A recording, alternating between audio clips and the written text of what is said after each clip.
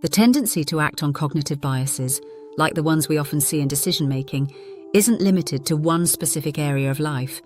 It plays out in nearly every part of our everyday experiences in ways we frequently don't realize. Our reliance on heuristics, those mental shortcuts our brains use to simplify complex decisions, shapes our behaviors in ways that can be counterproductive.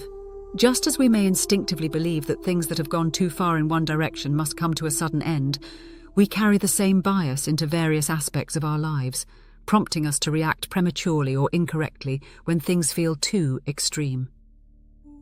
Take the idea of overcorrecting in life. When something is going well, whether it's a successful project, a thriving relationship, or even a period of good health, there's often an unconscious urge to correct it, as if it's unnatural for things to be going smoothly for too long. We might start looking for problems where none exist or make unnecessary changes simply because the current state of things feels too perfect. It's the same mindset that pushes us to interrupt something that feels too good or too stable, as though balance and harmony are unnatural. We may sabotage success, subconsciously believing that stability can't last, or that if we don't make a change, something bad is bound to happen. Our mind tells us to expect imbalance or disruption, even when there's no real reason for it. In relationships, this bias often shows up when we start expecting cycles of tension or conflict. After a period of harmony, we may begin to anticipate problems or stir up unnecessary drama, because we've been conditioned to believe that peaceful times can't last. The fear of things staying too good mirrors the fear of letting something continue without interference. But this reaction is based on an internalized heuristic, not on the actual dynamics at play in the relationship. We feel that things must eventually shift or end, even when there's no evidence to suggest it. What makes these behaviors so elusive is that they tend to operate below our conscious awareness. We don't recognize them for what they truly are, biases that distort our judgment.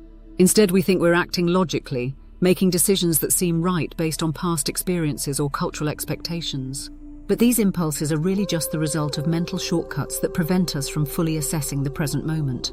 We rarely pause to question whether our desire to correct something or disrupt the flow of life is truly justified, just as we don't always question our inclination to disrupt peace or change direction.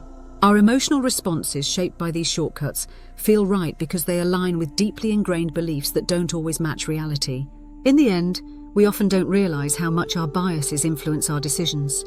We think we're being thoughtful and rational, but in reality, we're simply following patterns of fear or uncertainty that have become so familiar that they feel like instinct.